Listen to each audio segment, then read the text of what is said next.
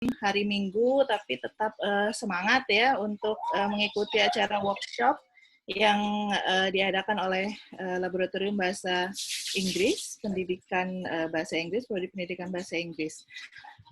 Kali ini, kalau kemarin kalian sudah mendengarkan paparan mengenai qualitative research ya untuk graduate students. Hari ini gilirannya quantitative research untuk English graduate students. Baik, sebelum kita mulai acara, mari kita berdoa bersama menurut keyakinannya masing-masing. Berdoa dimulai.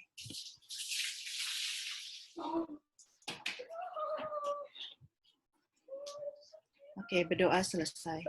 Oh, ini saya rekam dulu. Mbak Rizka mungkin bisa sudah direkam ya? Oke, ya. Baik, jadi kalau kemarin itu moderatornya Ibu Anjar ya, dengan Ibu Yuni juga ada memberi sambutan. Kali ini izinkan saya untuk bergantian ya, jadi kerjanya gantian. Kemarin Bu Yuni, sekarang saya, nggak apa-apa, sama aja ya. Baik, saya akan memberikan sedikit ucapan dulu ya, lalu ada motivasi juga sedikit saja karena nanti inti dari acara ini adalah pemaparan materi oleh narasumber kita. Baik, terima kasih saya ucapkan kepada narasumber kita yang tercinta. Terima kasih atas kedatangannya dan kehadirannya dan kesediaannya Ibu Dr. Maria Theodora Pink, dan juga terima kasih kepada ini ada salah satu dosen kita juga hadir di sini, Ibu Dr. Nur Rahmawati. Terima kasih Bu Wati kedatangannya. Lalu sama-sama Bu Ana. Ya, Bu Wati. Saya ucapkan terima kasih kepada peserta workshop hari ini yang bersedia meluangkan waktu liburnya untuk mendengarkan materi mengenai quantitative research yang nanti akan dibawakan oleh Ibu Lola. Jadi kegiatan ini memang difokuskan kepada mahasiswa pendidikan bahasa Inggris karena melihat dari pengalaman bahwa banyak mahasiswa yang masih kesulitan dalam yang mudahnya saja adalah menentukan ide. Jadi menentukan ide, mau meneliti apa, lalu nanti bagaimana pelaksanaannya, itu masih banyak yang kesulitan. Makanya kami berinisiatif untuk mengadakan acara ini ya, semoga bisa menambah nanti ide untuk proposal bagi yang mau melakukan proposal, atau bagi yang sudah di tahap seminar hasil juga bisa menambah wawasan.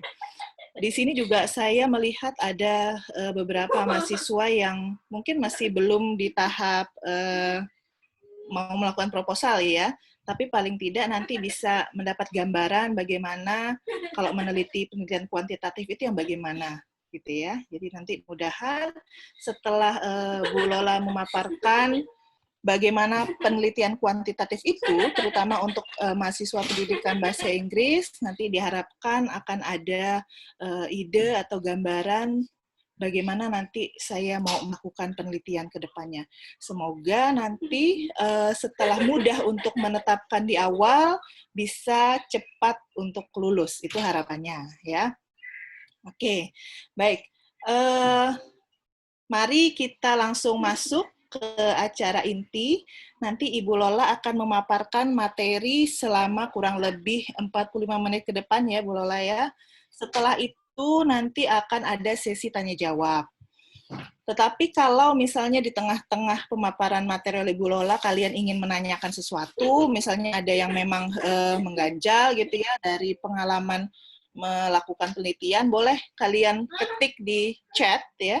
Nanti di akhir acara saya akan bacakan ke Ibu Lola untuk dijawab. Oke, jadi tidak usah menunggu sampai Bu Lola selesai baru bertanya. Silakan sambil Bu Lola menjelaskan, kalian boleh juga, misalnya ada sesuatu yang ingin ditanyakan, silakan ketik di chat box. Oke, baik.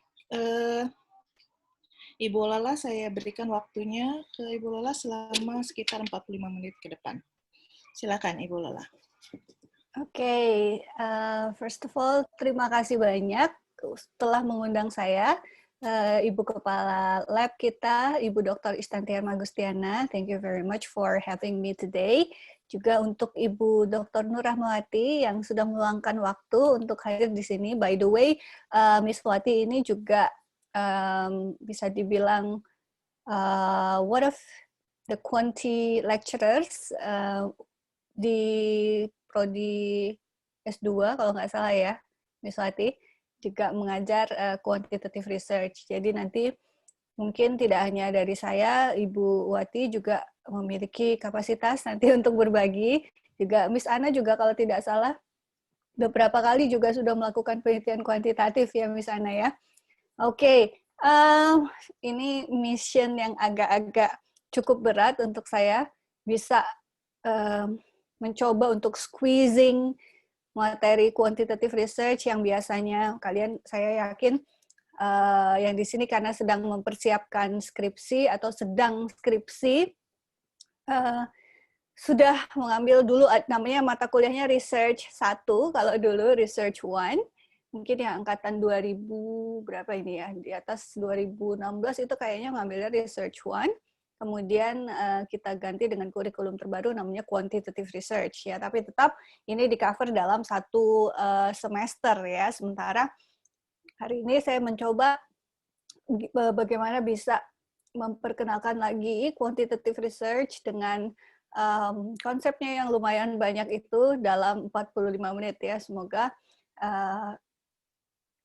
all the important aspects can be covered selama 45 menit ke depan. Dan seperti tadi kata Miss Ana, jika ada pertanyaan, silakan bisa diketik di chat box-nya, nanti semoga bisa saya jawab dengan baik. Ya. Oke, order not to waste any more time, saya akan share screen. Untuk presentasi saya sudah diminta request oleh Miss Ana akan dalam bahasa Indonesia, jadi saya coba sebaik mungkin bisa delivering the materials dalam bahasa Indonesia yang semoga baik dan benar ya. Baik, saya share screen dulu. Alright. Baik, so materi saya hari ini adalah quantitative research for EFL students, karena kalian semua di sini adalah statusnya sebagai EFL students ya. Apa saja yang akan saya coba cover dalam 45 menit ke depan ini? Yang pertama-tama saya akan mulai dengan basics of research, dasar-dasar penelitian secara umum. Saya mau fokus pada satu aspek, yaitu yang kita sebut dengan research paradigm atau paradigma penelitian. Kemudian saya akan membahas dasar-dasar penelitian kuantitatif atau Quantitative Research 101.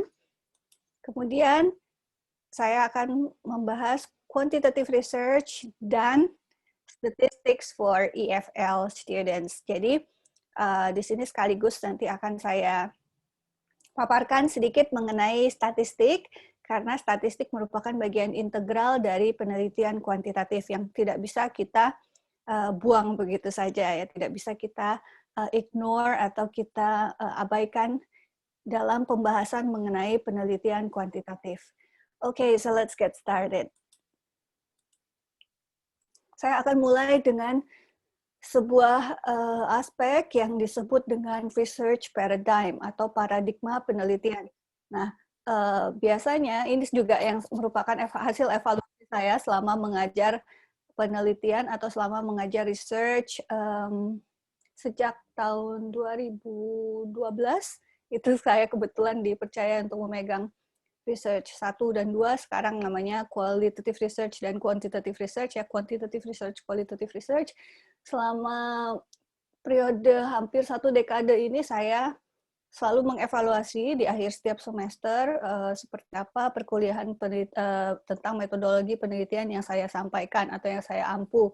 Dan kemudian saya sampai di satu poin di mana saya menyadari bahwa ada satu aspek yang luput saya masukkan ke dalam silabus, tapi poin ini sebenarnya sangat penting, karena ketika poin ini tidak saya sampaikan di mata kuliah metodologi penelitian, baik di mata kuliah research 1 waktu itu atau research 2, quantitative research atau qualitative research, ini akan mengakibatkan kesusahan bagi para mahasiswa untuk lebih memahami penelitian itu secara menyeluruh. Ya, dan satu aspek itu adalah yang disebut dengan research paradigm atau paradigma penelitian. Jadi sebelum kita lompat langsung mengetahui definisi-definisi seperti hipotesis atau data analysis, instrumen, bla bla bla, kemudian langsung lompat ke penelitian kuantitatif itu ada eksperimen, correlation, bla bla bla, kualitatif itu ada case study, phenomenology, bla bla bla. Sebelum itu kita harus tahu dulu apa yang disebut dengan research paradigm, ya. Baik. Jadi apa sih yang disebut dengan research paradigm? So a research paradigm is the set of common beliefs and agreements shared between scientists about how problems should be understood and addressed. A research paradigm is a worldview, a general orientation about the world and the nature of research that a Dan masuk. Vincentku sama kakak mah. Tuh. Wah, ya. Mungkin bisa maaf ya, iya, suaranya di-mute dulu peserta. Oke. Alright, saya ulangi lagi mungkin ya. Agak sedikit distracted mungkin. Alright, jadi apa itu research paradigm? Ini di sini saya coba kutipkan definisi menurut para ahli. Ya, research paradigm secara klasik didefinisikan sebagai a set of common beliefs and agreements shared between scientists, or we can call it also researchers, about how problems should be understood and addressed. And then a research paradigm, menurut Creswell, adalah world view, the general orientation about the world and the nature of research that a researcher holds. Oke, definisinya kedengaran complicated dan kompleks ya. Apa sih sebenarnya paradigma itu? Paradigma penelitian. Oke, dan kenapa paradigma penelitian ini penting untuk kita ketahui, untuk kita pahami terlebih dahulu? Oke. Jadi paradigma itu adalah beliefs and agreements dan juga orientation, point of view, perspektif kita, pandangan kita, apa yang kita percayai, apa yang kita setujui sebagai researcher atau sebagai scientist, sebagai ilmuwan, sebagai peneliti mengenai bagaimana suatu masalah atau permasalahan-permasalahan yang akan diteliti atau permasalahan yang diteliti itu harusnya dipahami dan nanti diolah, dicarikan solusinya. Jadi kalau Creswell ini dia lebih umum menyatakan bahwa paradigma penelitian itu adalah bagaimana kita memandang dunia ini dengan permasalahannya, sehingga ketika kita mau meneliti permasalahan-permasalahan tersebut, kita sudah punya orientasi. Saya harus menelitinya, melihatnya dari sudut pandang yang seperti ini. Oke, nah ini yang sebenarnya yang saya amati. Selain sebagai dosen mata kuliah research, juga sebagai dosen pembimbing skripsi, ini yang luput di banyak mahasiswa yang mempersiapkan skripsinya gitu. Jadi masih kebingungan problems itu yang seperti apa ya, kayak apa saya harus pakai kuantika, pakai kualika, pakai mixed method kah, pakai classroom action research ya. Nah, kebingungan itu sebenarnya terjadi karena kita tidak memahami apa yang disebut dengan research paradigm ini ya. Jadi meskipun sudah tahu apa sih definisi quantitative research, apa sih definisi qualitative research, tapi kalau research paradigm-nya ini belum ada ini konsepnya di kepala kita sebelum meneliti, itu memang akhirnya sukar untuk bisa mengenali permasalahan di awal dan punya yang kita sebut dengan world view atau general orientation ini ya. Baik. Oke. Nah, di sini bisa kalian lihat, kalau kita bicara soal paradigma penelitian, ada beberapa aspek penting di sana. Aspek yang pertama kita sebut dengan ontology. Jadi ontology ini adalah pengetahuan mengenai what is reality, what is defined as the truth, what is the nature of the truth. Oke. Jadi ketika kita mau meneliti, kita mau menginvestigasi, kita yang kita teliti itu, yang kita coba gali itu disebut dengan reality atau disebut juga dengan ya realitas atau kebenaran. Atau kalau kualitatif kemarin mungkin pas dengan Miss Desi, kualitatif menyebutnya dengan istilah fenomena atau phenomenon, ya. Jadi ontologi ini di mana kita mengetahui dulu apa sih realitasnya, apa sih kebenaran yang mau dicari itu, atau apa fenomenanya, ya. Kemudian setelah ontologi ada yang disebut dengan epistemologi. Epistemologi itu di mana kita menanyakan what and how can I know this particular reality or knowledge that I would like to investigate. Apa dan bagaimana caranya saya, seperti apa dan bagaimana gitu caranya saya bisa mengetahui reality tadi itu yang sudah diawali dengan pengetahuan di ontologi, ya. Oke, kemudian theoretical perspective, dengan pendekatan apa kita bisa mendapatkan pengetahuan mengenai reality tersebut atau fenomena tersebut. Kemudian baru ada ke metodologi. Nah, biasanya kita di perkuliahan di universitas itu langsung lompat ke metodologi tanpa membekali mahasiswa dengan ontologi, epistemologi, dan theoretical perspektifnya.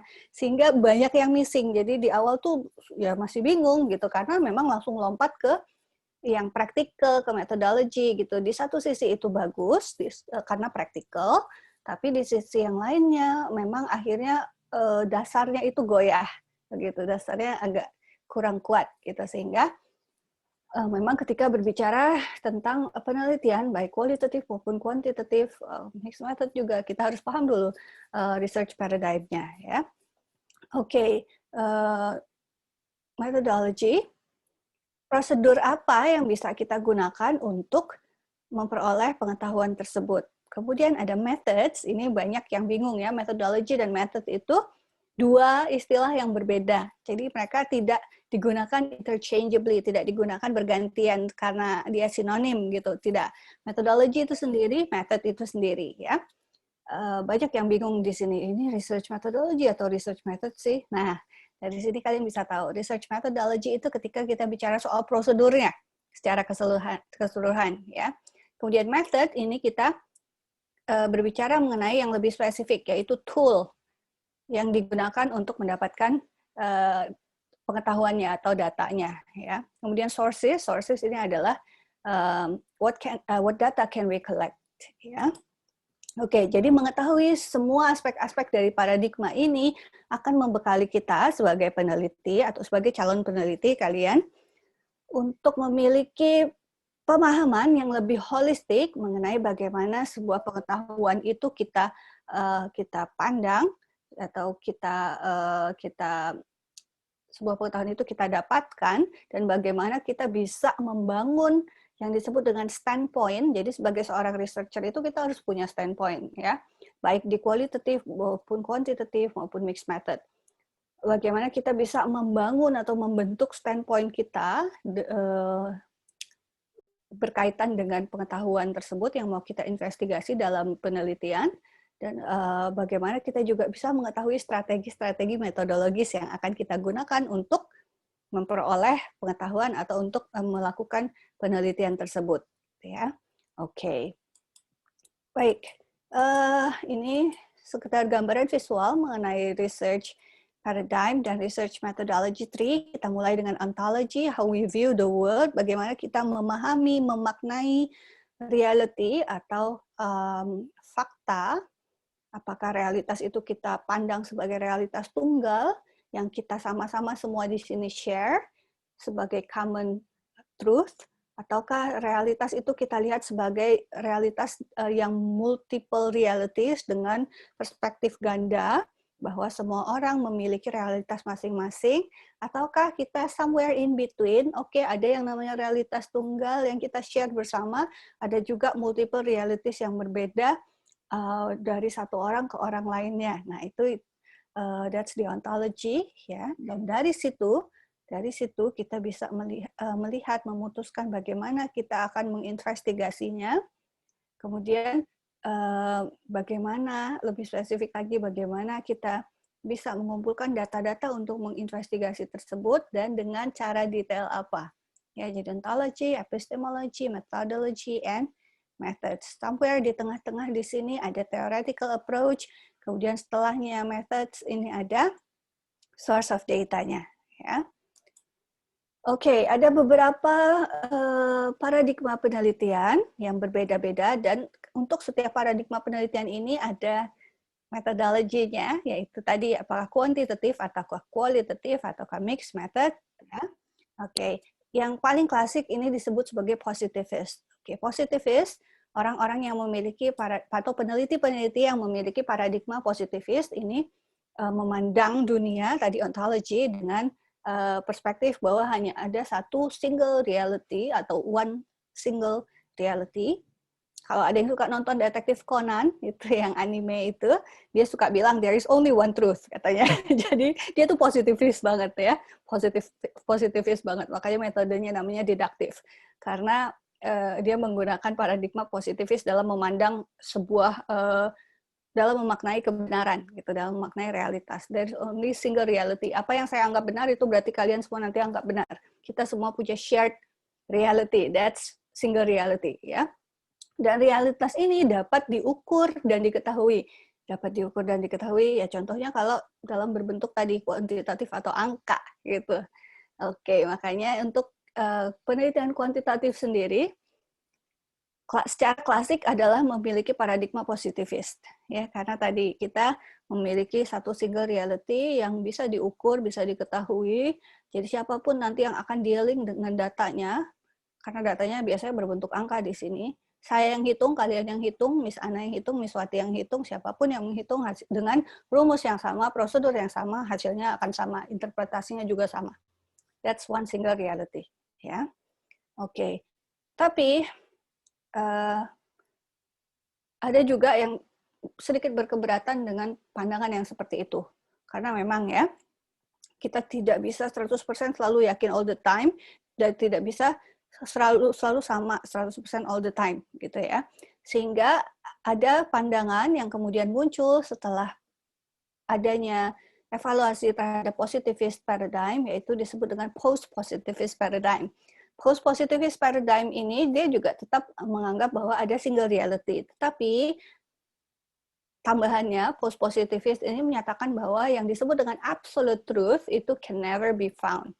Yang namanya begitu aja truth-nya seperti itu, ada mungkin yang seperti itu. Contohnya general truth seperti matahari terbit di mana, atau those things gitu kan. Itu absolute truth mungkin ya. Tapi kalau yang lain-lainnya, most likely fenomena yang terjadi di dunia ini itu tidak bisa hanya diklaim sebagai absolute truth gitu. Bisa berubah kalau konteksnya berubah. Bisa berubah kalau dilakukan di tempat lain, misalnya, dengan orang lain, dengan kondisi yang berbeda. Thus, evidence established in research is always imperfect and fallible. Makanya, hasil penelitian kita, apa yang kita dapatkan dari investigasi di penelitian kita itu, selalu ada room untuk perbaikan, karena dia tidak selalu absolut itu saja yang benar hasilnya. Sehingga di sini memungkinkan untuk terjadi yang kita sebut dengan replication, replikasi, yaitu di mana kita bisa di hasil penelitian kita ini bisa dikonfirmasi ulang oleh peneliti berikutnya. That's for post-positivist.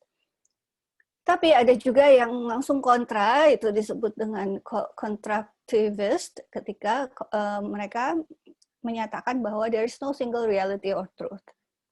Therefore, reality needs to be interpreted, it needs to be constructed. Oke, jadi nggak ada itu yang namanya one single reality aja gitu. Buat semua orang reality itu mungkin berbeda gitu. Masing-masing memiliki caranya untuk mengkonstruksi realitas masing-masing. Oke, that's constructivist. Nah, paradigma yang seperti ini adalah paradigma yang dimiliki oleh para peneliti kualitatif. Oke.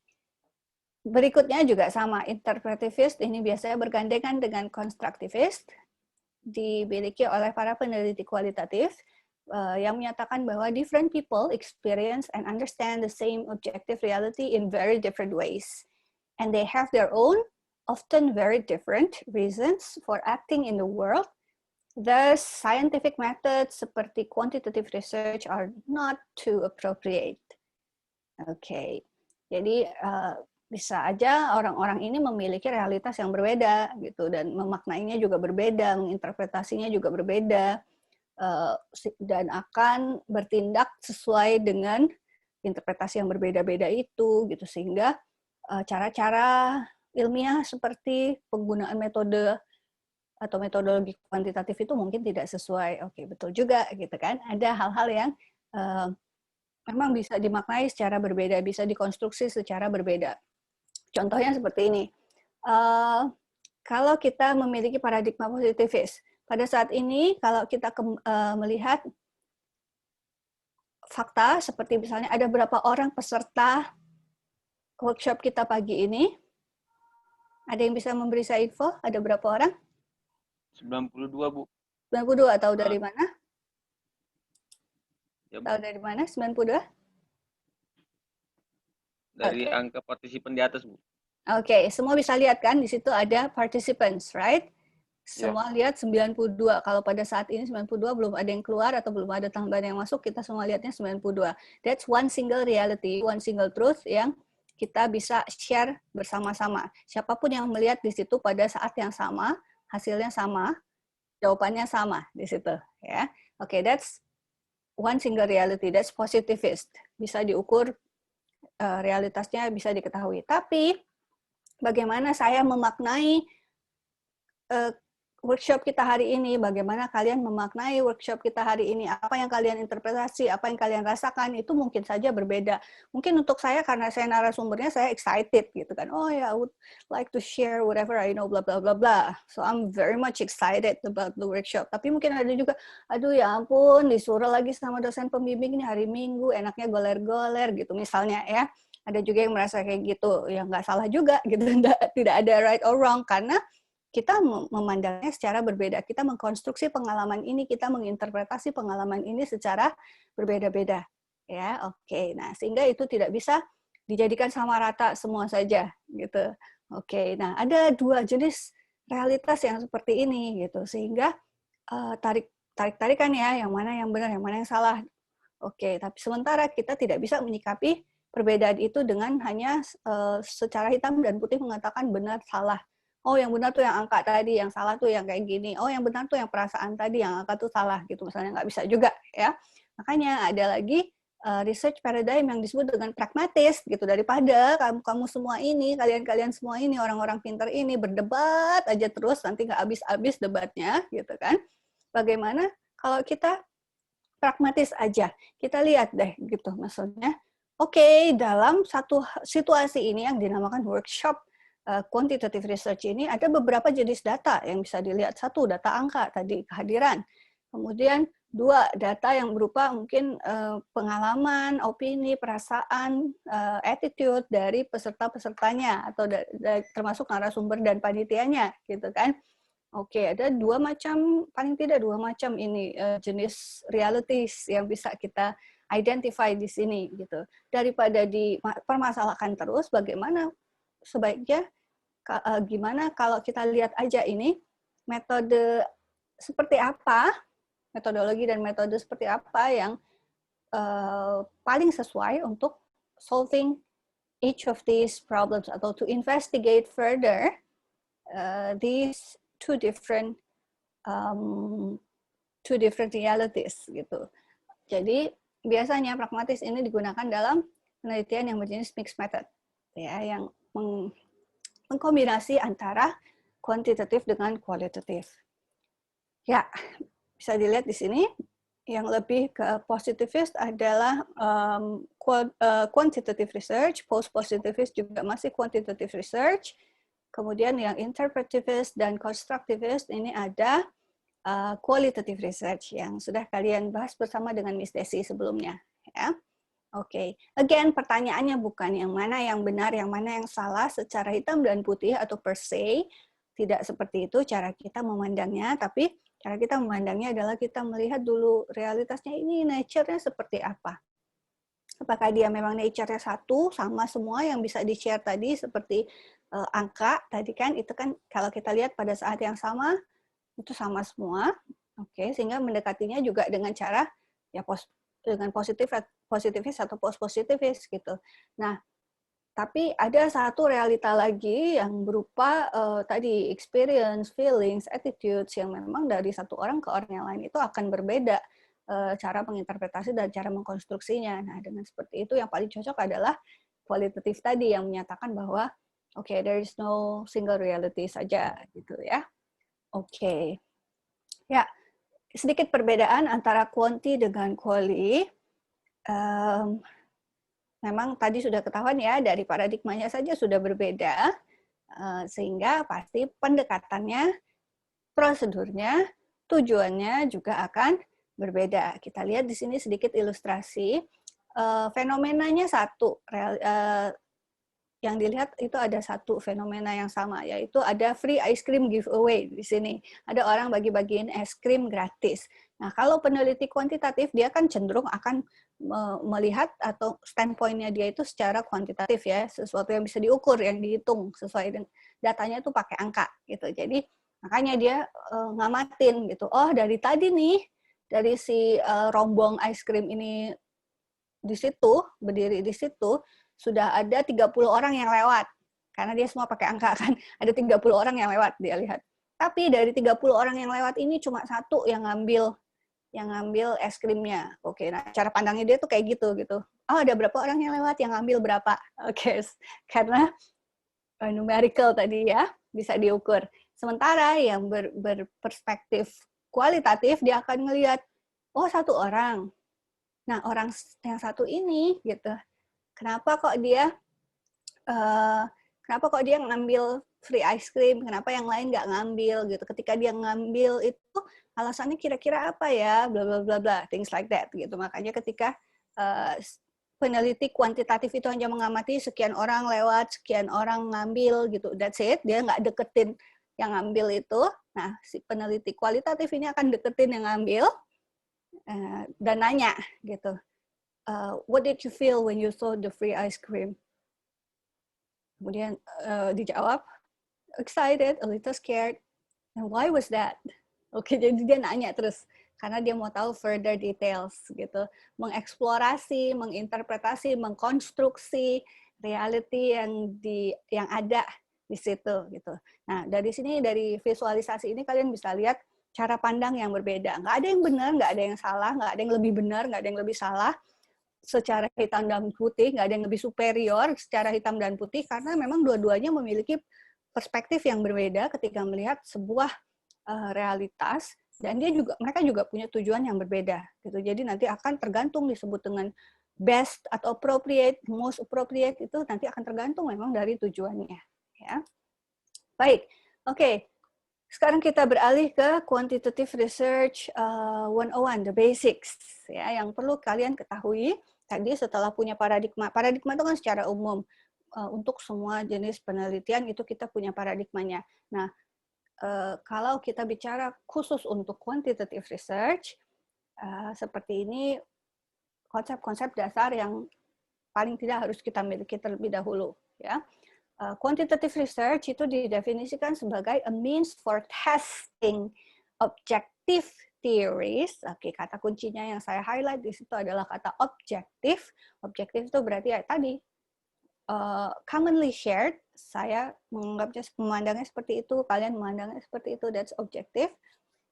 By examining relationships among variable. Oke, kata kunci kedua yang saya highlight adalah relationship. Kemudian yang ketiga adalah variable. Oke, jadi kata-kata ini banyak sekali digunakan dalam penelitian kuantitatif. Ya, hubungan antar variabel yang bisa diobservasi dan bisa diukur secara kuantitatif atau dengan menggunakan numerical data. Sehingga data kita yang utama dalam penelitian kuantitatif itu adalah berbentuk angka. Asumsi dasarnya adalah kita dapat memisahkan antara yang disebut dengan fakta dan feelings. Ya. Kemudian tadi, karena dia paradigmanya positivis, post-positivis, dunia ini adalah sebuah single reality, ya, yang dibentuk atau yang dibangun oleh fakta-fakta yang bisa kita temukan. The truth or the fact is out there. Yang harus kita lakukan adalah menemukannya. Dan fakta-fakta ini merupakan hubungan-hubungan antara variabel yang terkait. Okay, that's the way quantitative researchers see the world. Ya, tujuannya tentu saja tadi untuk melihat atau mencari hubungan antara variabel, dan hubungan antar variabel ini sometimes, not all the time, bisa juga merupakan hubungan yang lebih spesifik, yaitu hubungan sebab dan akibat. Jadi variabel ini menyebabkan terjadinya perubahan di variabel yang satunya, atau memiliki efek terhadap variabel yang satunya. Itu cara pandang dan tujuan dari peneliti kuantitatif, dari peneliti kuantitatif. Kualitatif itu the other way around. Dia tidak berfokus pada mencari hubungan antara variabel, mencari sebab dan akibat. Itu bukan poinnya peneliti kualitatif. Ya, dia mau mencari tahu, dia mau mengkonstruksi, dia mau menginterpretasi. Oke, sehingga desain untuk penelitian kuantitatif itu kita sebut dengan pre-established. Jadi semuanya tuh udah harus disiapkan, sudah harus di-develop, sudah harus di-formulate sebelum kita terjun ke lapangan untuk mengambil data. That's for quantitative research, ya. Researchers role-nya detach. Maksudnya detach adalah dia tidak karena dia maunya objektif, ya, jadi dia tidak mendekati secara personal tadi. Kalau mau dilihat contohnya, kalau mau dilihat contohnya yang detach tadi seperti ini, ya, dia ngumpet di belakang sana, dia ngamatin aja. Sementara kalau peneliti kualitatif itu dia maju ke depan, nanya langsung gitu, interview. Oke, ini detach, ini somehow attach dengan datanya, ya. Itu bedanya antara role-nya peneliti kuantitatif dengan peneliti kualitatif. Peneliti kuantitatif itu dia nggak perlu tahu nama kita siapa sebagai sampelnya. Dia hanya perlu mengidentifikasi, ini kamu sampel nomor 1, sampel nomor 2, sampel nomor 3, dan seterusnya. Nilaimu, datamu sekian. They don't need to know who you are in person. Tapi untuk qualitative researcher, mereka perlu tahu secara subjektif, secara personal, Anda itu seperti apa, termasuk pemikirannya dan lain-lainnya. Kenapa? Karena nanti dia akan menginterpretasi dan mengkonstruksi dengan konteks-konteks subjektif tadi. Ya. Oke. Kemudian hasilnya, karena tadi asumsinya adalah the world is a single reality, satu aja, jadi yang saya pahami nanti juga akan kalian pahami dengan cara yang sama, sehingga hasil-hasil penelitian kuantitatif itu harus bisa digeneralisasi, bahwa yang kita teliti di sini untuk variabel ini itu bisa digeneralisasi dengan konteks yang seperti itu, ya. Sementara untuk kualitatif dia tidak memerlukan generalisasi, dia hanya berbicara per kasus, ya. Oke, not necessarily digeneralisasi, nggak perlu. Tapi kalau untuk kuantitatif ini penting. Untuk kuantitatif bisa menggeneralisasi hasil ini penting. Kenapa? Karena standpoint-nya adalah the world is a single reality, ya. Oke. Ya. Kemudian ini adalah desain dari penelitian kuantitatif, ya. Sini saya sandingkan sebenarnya sama aja. Ada yang pakai istilah intervention research dengan non-intervention research. Ada yang pakai istilah eksperimental ini sama dengan intervention, dan non-eksperimental, ya. Oke. Kalau intervention atau eksperimental itu berarti penelitian yang memiliki variabel yang kita manipulasi untuk menghasilkan efek terhadap variabel yang lainnya. Oke, kata manipulasi atau manipulation dalam quantitative research itu tidak berkonotasi negatif. Tetapi yang disebut dengan manipulasi atau manipulation of variable itu adalah ketika kita memberikan kondisi yang tidak secara natural atau tidak secara alami ada di konteks penelitian itu. Kita memberikan sesuatu yang baru, kita modifikasi keadaannya untuk menghasilkan efek. Oke, that's manipulation of variable, ya. Bukan berarti manipulasi yang bohong-bohong, yang mengubah-ubah data atau apa, itu enggak, ya. Di semua jenis penelitian, mau kuantitatif, mau kualitatif, mau mixed method, mau PTK atau classroom action research yang namanya manipulasi data, ngubah-ngubah data sesuai dengan keinginan kita itu salah, ya. Jadi kata manipulasi itu tidak ada di dalam penelitian kuantitatif secara negatif. Dia merupakan sesuatu yang bermakna lain, yaitu maksudnya adalah kita memodifikasi keadaan alami. Kalau kualitatif itu dia meneliti data yang diambil dari natural setting. Jadi tidak ada campur tangan dari si peneliti di situ, dia hanya menginterpretasi dan mengkonstruksi sesuai dengan apa yang ada. Jadi makanya di dalam kualitatif itu sering dibilang the data speak, let the data speak. Biarkan datanya yang ngasih tahu kita. Itu kalau kualitatif. Tapi kalau kuantitatif itu kebalikannya. Kita mengkontrol, kita memberi kondisi, kita memanipulasi kondisinya sehingga nanti efeknya ini sesuai dengan yang kita hipotesiskan. Gitu. Ada efek apa enggak ini? Efeknya signifikan apa enggak? Things like that. Oke, tapi itu untuk yang intervention research. Bisa enggak peneliti kuantitatif ini mengambil data yang di kondisi natural tanpa modifikasi atau manipulasi? Bisa. Itu makanya ada yang namanya non-eksperimental atau non-intervention. Ada juga yang menyebut non-eksperimental atau non-intervention ini sebagai kata deskriptif. Tapi di sini tidak saya gunakan kata deskriptif secara umum karena kadang-kadang nanti dia akan overlapping, ambiguous dengan penelitian berdesain deskriptif yang sering dilakukan dalam bentuk survei. Ya, jadi saya hanya menggunakan kata non-intervention research saja. Oke, untuk eksperimental ini ada 3 jenis, yaitu true, quasi, dan pre. Pembedanya adalah satu, di berapa banyak grup yang kita libatkan di dalam penelitian eksperimennya. 2, jenis sampling taktik yang kita gunakan, apakah kita menggunakan random sampling atau menggunakan non-random sampling, menggunakan sampel acak atau sampel yang tidak acak. Ya.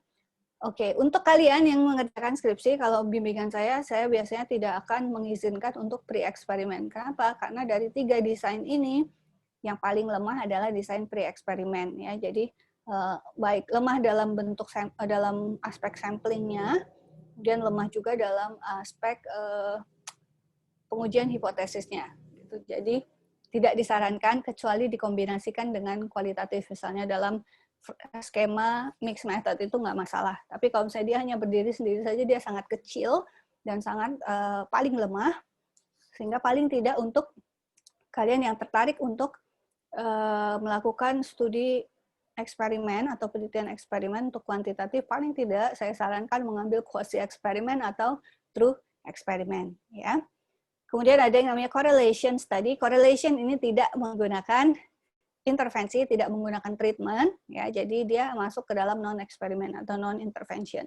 Survei juga sama seperti itu, survei ini tidak ada intervensi dari kita, jadi survei ini masuk ke non-eksperimen. Ex post facto atau causal comparative, ini in between, maksudnya in between, dia mencari sebab dan akibat, tapi sebab dan akibat ini bukan sebab dan akibat yang dihasilkan dari manipulation of variable, dari variabel yang dimanipulasi dalam skema penelitian eksperimen.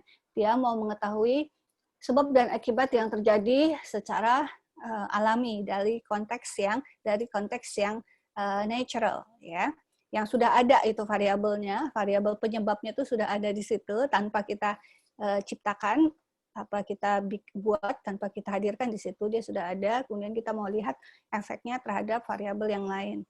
Oke, sehingga kata-kata seperti independent variable, dependent variable itu nanti akan banyak digunakan dalam penelitian eksperimen, dan kalau dia di non-eksperimen, dia akan digunakan di ex post facto, atau digunakan di causal comparative.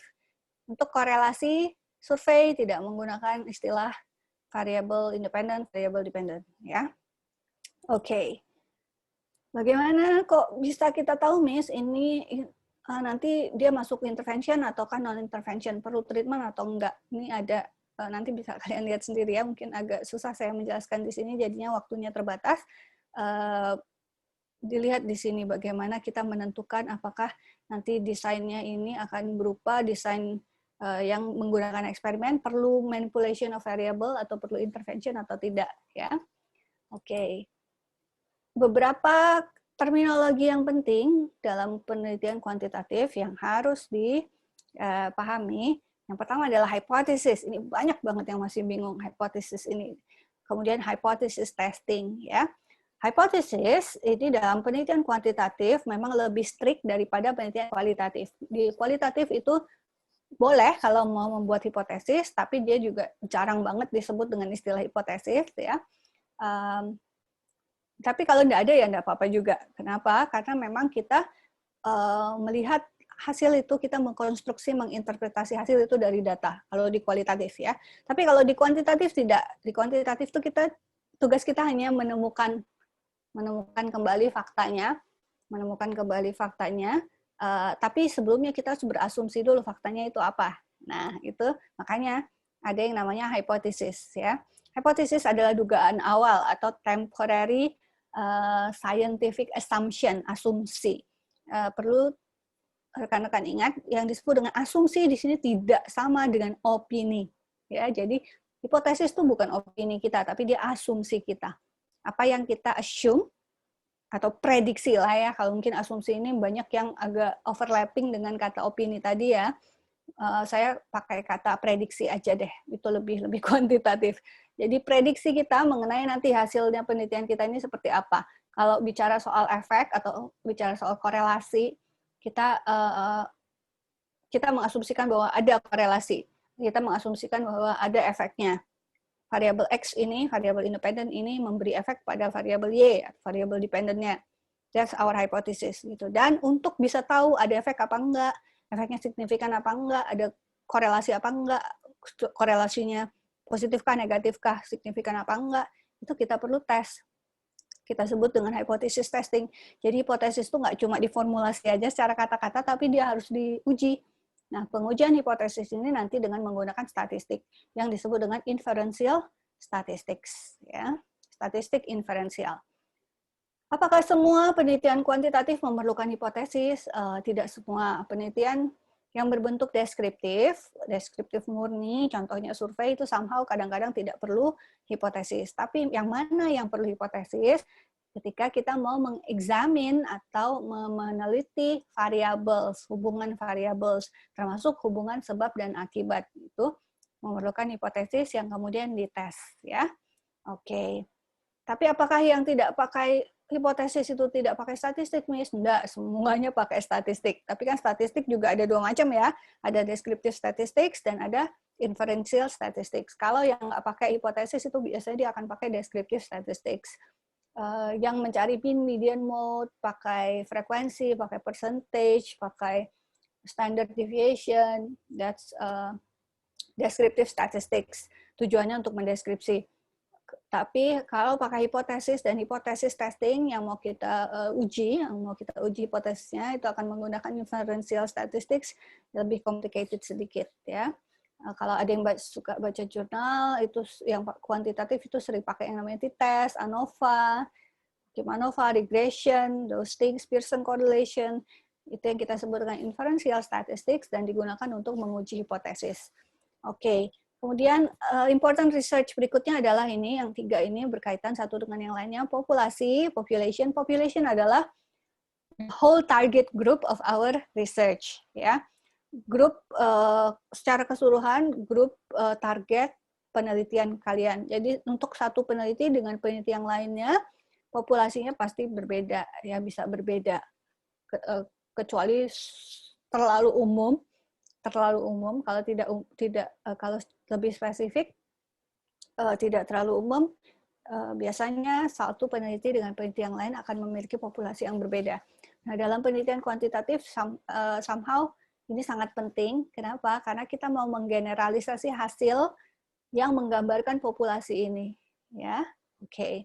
Nah, tapi karena kadang-kadang populasi itu terlalu besar, misalnya populasinya satu negara, atau populasinya satu provinsi, populasinya satu sekolah, itu kan besar banget ya. Kadang-kadang tidak mungkin untuk bisa diteliti semuanya, bisa diambil data dari semuanya, sehingga kita memerlukan perwakilan. Nah, perwakilan yang representatif ini kita sebut dengan sampel. Oke. Dan cara menyeleksi perwakilan yang representatif ini kita sebut dengan sampling. Oke, sampling ada dua, yaitu random sampling dan non-random sampling, atau probability sampling dan non-probability sampling. Oke, untuk sampling ini kita melihat juga dari proporsi populasinya, ya. Kemudian juga melihat dari desain yang ada. Untuk setiap desain yang berbeda, itu juga pasti ada aturan yang berbeda mengenai penyeleksian samplingnya tadi, ya. Jumlahnya berapa, kemudian berapa grup yang dibuat dari situ. Nah, itu juga akan ditentukan oleh desain yang berbeda-beda tadi, ya. Oke, kemudian ada instrumen. Instrumen ini alat kita mengambil data, dan instrumentation, prosedur kita mengambil data, ya, mulai dari menyiapkan instrumennya tadi, itu masuk dalam instrumentation, ya.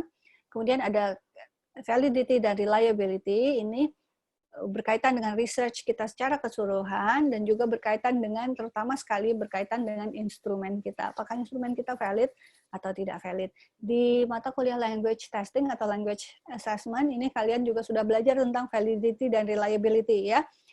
Salah satu cara untuk menghitung validity dan reliability adalah juga dengan menggunakan statistik. Beberapa statistik itu kita gunakan untuk mengukur validity dan reliability. Silahkan nanti mungkin bisa ditengok lagi materi-materi untuk mata kuliah language testing atau language assessment-nya, ya, prinsipnya sama di situ. Oke, statistik ini nggak bisa dihindari kalau mau meneliti kuantitatif, karena memang merupakan data analisis teknik yang utama di situ, ya.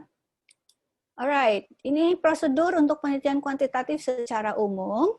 Untuk penelitian kuantitatif secara umum itu ada prosedurnya seperti ini, tapi nanti ada strategi-strategi yang spesifik tergantung dari desain yang dilakukan.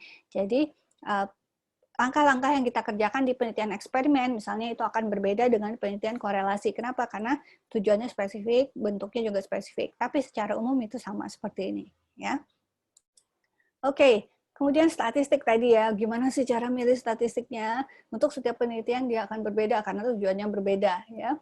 Di sini bisa kalian lihat, nanti tidak bisa saya jelaskan detail sekarang karena waktunya yang terbatas, ya. Tapi ada di sini caranya, gitu ya, untuk memilih dan mencari tahu yang mana sih statistik yang harusnya saya gunakan untuk konteks penelitian kuantitatif saya seperti ini.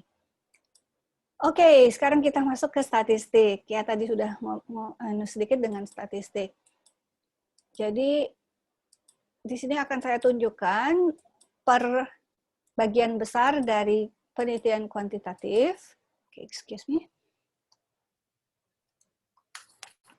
Dari penelitian jenis bagian besar dari penelitian kuantitatif, dan di sini ada saya tunjukkan judul-judul atau topik-topik yang mungkin bisa kita lakukan untuk jenis penelitian tersebut, ya.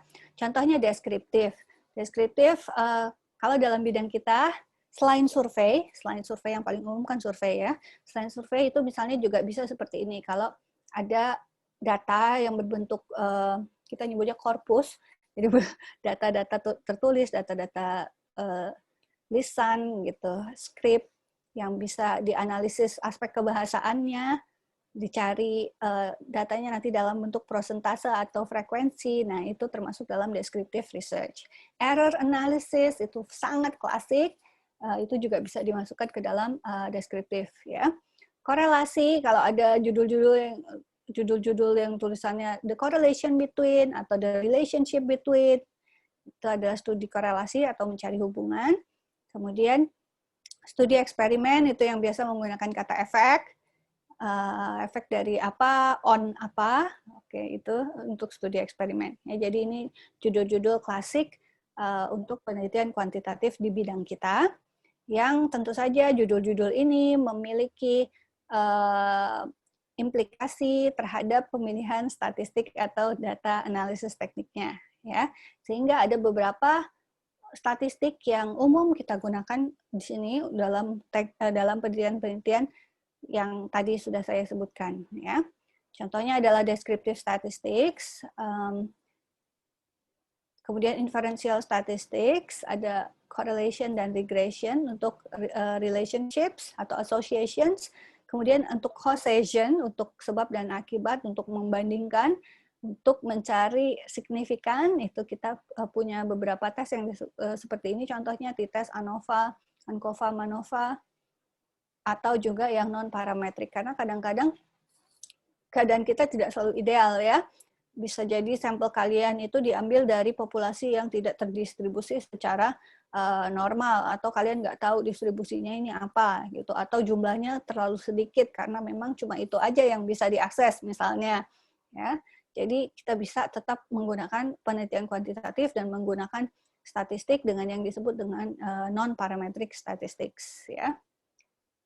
Oke, ini sedikit mengenai descriptive statistics dan inferential statistics. Descriptive statistics ini fungsinya adalah untuk mendeskripsikan data, sedangkan inferential statistics ini adalah fungsinya untuk membuat inferensi atau membuat kesimpulan tentang populasi dari sampelnya, gitu ya.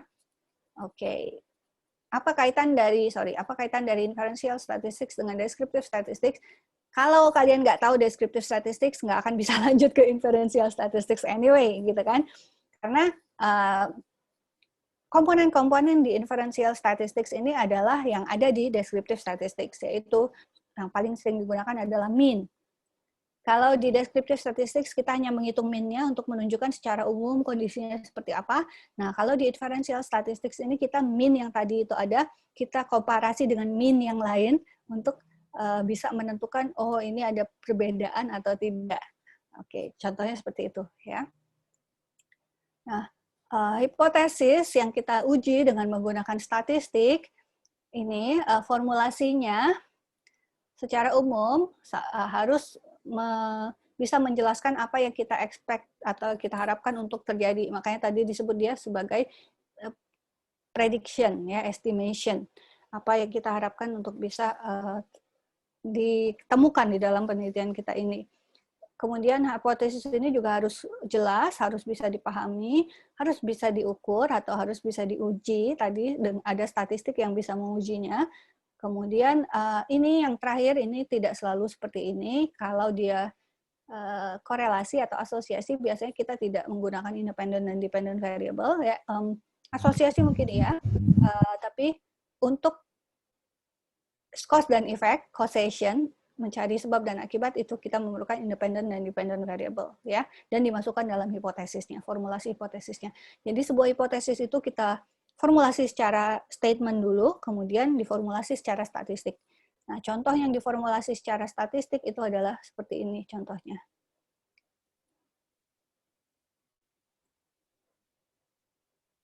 Nah, ini adalah formulasi hipotesis secara statistik, ya, yang pakai bentuk-bentuk seperti ini. Oke, yang kita formulasi itu ada sepasang, yaitu nil hypothesis dan alternative hypothesis. Nil hypothesis ini selalu menyatakan tidak ada, no, karena dia merupakan standar statistical hypothesis. Jadi istilah lain untuk nil hypothesis adalah statistical hypothesis. Dia selalu ada kayak gitu, selalu tidak ada itu selalu merupakan sebuah kemungkinan, gitu kan? Yang pasti ada, kemungkinan tidak ada itu, gitu. Kemungkinan ini kan hanya dua, ya, ada atau tidak ada. Iya teruji, tidak teruji, gitu. Nah, yang tidak teruji, tidak ada, ini namanya nil hypothesis, dia goes without saying, itu ada di situ. Nah, yang menyatakan ada, itu kita sebagai researcher-nya. Ya. Ketika kita mencobakan sesuatu, kita mau bilang, oh ini sesuatu yang kita cobakan ini ada efeknya. Gitu. Agak ridiculous ketika mencobakan sesuatu dan berharap bahwa tidak ada efeknya. Gitu. Kalau kita mencobakan sesuatu, itu biasa kita mau ada efeknya, kan? Gitu. Jadi yang ada efek itu adalah alternative hypothesis atau research hypothesis kita. Nah, kalau ada, berarti ada alternatifnya, yaitu tidak ada. Nah, alternatif tidak ada ini disebut dengan nil hypothesis. Gitu. Itu yang kita jadikan sebagai standar nanti untuk menguji hipotesisnya.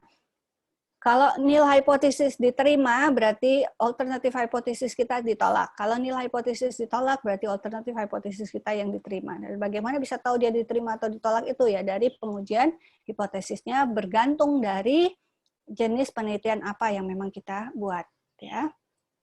Oke.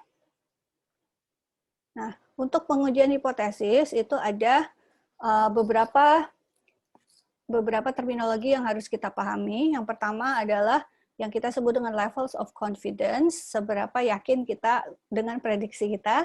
Ini kalau secara prosedural itu harusnya dibuat dengan prosedur statistik dengan melihat di yang kita sebut dengan Z distribution table. Tapi tidak semua konteks penelitian kuantitatif itu beruntung memiliki data-data yang bisa di cross check dengan Z distribution table. Contohnya adalah mean score dari populasi atau parameter dari populasi. Kadang-kadang kita nggak tahu populasi kita ini mean score-nya berapa gitu. Tapi kita tetap bisa bekerja mengestimasi populasi ini dengan sampel gitu. Nah, kalau kita punya pengetahuan mengenai parameter dari populasi, kita bisa lihat Z distribution table, dari situ kita bisa pilih secara fix level of confidence kita itu yang mana.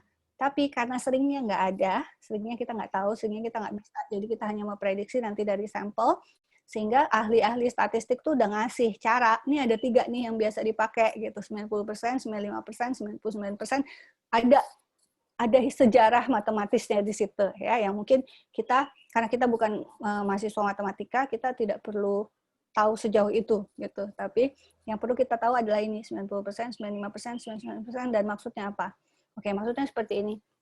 Kalau kita kepercayaan kita sebagai researcher 90% bahwa yang di tes ini nanti terujinya adalah memang karena hubungan atau karena sebab akibat dari variabelnya tersebut, berarti 90% kita yakinnya, 10% sisanya itu merupakan by chance. Tadi ya, kita mengontrol by chance-nya ini terjadi karena apa sih kita nyebutnya, karena luck atau apa gitu ya, maksudnya coincidence. Jadi nggak sengaja kejadian seperti itu gitu loh. Nah, itu yang kita kontrol dalam statistik sebenarnya dalam penelitian kuantitatif. Kalau 95%, berarti kita memberikan ruang 5% untuk yang tadi coincidence, yang karena chance tadi ya. Kemudian 99%, oke, siapa yang doodling? Tolong. And then 99% berarti kita menyisakan 1% chance di situ ya. Oke, biasanya yang mana Miss yang dipakai untuk bidang kita? 95%. Ya, sehingga 95% ini akan memberikan kita level of significance 0,05%. Ya. Nah, 0,05% ini merupakan standar kita nanti untuk pengujian hipotesis.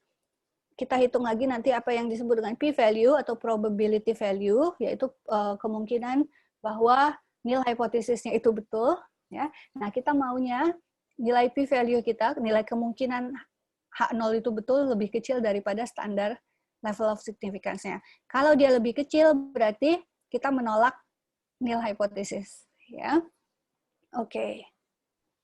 Maaf, Miss Lola, mungkin sekitar 10 menit lagi. 10 menit, oke. Sudah hampir selesai. Terima kasih. Oke. Ya, 10 menit maksudnya 10 menit bisa selesai. Saya confident karena P-nya lebih kecil dari 0,05 bahwa akan lebih dari 10 menit, Miss Ana. Oke, that's statistical joke ya. Maybe not everyone understands it. Anyway, ya. Oke, jadi tadi ya, probability value ini kita set juga, kita hitung juga. Nah, hitungannya ada secara manual, tapi ada juga nanti bisa kalau kita pakai SPSS atau kita pakai online calculators, pakai bantuan machine, itu dia akan memberikan kita sekalian hitungan p-value. Nah, nilai yang kita dapat dari hitungan p-value ini kita bandingkan dengan level of significance yang kita set tadi. Kalau kepercayaan kita 95%, berarti level of significance-nya 0,05. Dan nilai P-nya nanti harus lebih kecil dari 0,05 supaya kita bisa menerima HA kita, menolak H0 kita. Gitu. Nah, kalau dia sama dengan atau lebih besar, kalau sama dengan ini kadang-kadang masih ada expert yang bilang, oh ya udahlah nggak apa-apa. Tapi kalau dia jelas lebih besar, nah ini yang harus hati-hati. Oh ya, satu lagi hal yang harus hati-hati. Kadang-kadang, karena mungkin kita bukan mahasiswa matematika ya, jadi sering di desimal-desimal ini salah. Nah, pastikan dulu memang betul. Jadi bisa 0,025. itu bukan 25 tapi 25 gitu. 0,025 berarti dia 0,02 sebenarnya gitu kan. Nah, itu lebih kecil dari 0,05. Itu banyak banget yang salah. Menyatakan 0,025 itu lebih besar daripada 0,05. Bagaimana nih caranya ngecek ya? Tanya sama yang jurusan matematika, atau sekarang loh ada website untuk mengecek apakah desimal ini lebih kecil daripada desimal itu, apakah desimal ini lebih kecil, lebih besar dari desimal itu. Google aja, pastikan dulu sebelum kalian menginterpretasinya, ya. Oke. Ya, hypothesis testing tadi ada kriteria untuk mereject tergantung dari jenis yang kalian pakai. Korelasi itu pakai R, t-test pakai T, ANOVA pakai F, MANOVA F, ANCOVA juga F. Bisa dilihat yang mana ini rule-nya. Kemudian tadi dengan menggunakan p-value-nya itu, ya. Oke, karena ini fokus kita tidak pada statistik, jadi saya cepet-cepet aja ya. Saya nggak bisa jelaskan secara detail karena fokusnya adalah di kuantitatifnya, ya. Oke, untuk hipotesis ya tentu saja kita mau hipotesis alternatif kita yang diterima dan H0-nya yang ditolak. Tapi kita harus hati-hati karena kadang-kadang kita bisa salah gitu. Nah, kesalahan ini disebut dengan type 1 error dan type 2 error. Ini penting untuk diketahui. Nah, kapan kita bisa tahu nih kalau ada type 1 error, type 2 error ini ya ketika kita nanti menganalisis statistiknya ini bisa ketahuan. Makanya sebelum terjadi errornya ini kita harus prepare dulu gitu supaya tidak nantinya terjadi seperti itu. Type 1 error ini kita sebut dengan false positive. False positive ini ketika harusnya kita nolak H0 karena H0-nya itu yang teruji benar, tapi kita terima. Harusnya kita menolak, ya benar, kita menolak H0 tapi kita kebalik saya. Harusnya kita menolak menolak HA, menerima H0, gitu ya. Wait. Sorry, kenapa saya jadi agak distracted hari ini? Oke, kebalik, sorry. Type false positive itu adalah harusnya kita menerima H0, tapi kita menolak H0. Oke, false negative, ini yang banyak sekali kejadian belakangan, false negative ini. Kalau ingat, rapid test COVID itu banyak banget yang false negatif, ya. Nah, itu maksudnya apa? Harusnya H0-nya ditolak tapi kita terima, ya, kebalik. Nah, apa penyebab dari type 1 error dan type 2 error ini? Type 1 error ini penyebabnya adalah di level of significance-nya dan di sampling error. Ya, sehingga bisa terjadi seperti ini. Harusnya dia nggak hamil, tapi dia dinyatakan hamil. Jadi harusnya H0-nya diterima, tapi kita nyatakan ditolak. HA-nya yang diterima. Kemudian di type 2 error, ini harusnya H0-nya ditolak, tapi kita terima. Gitu.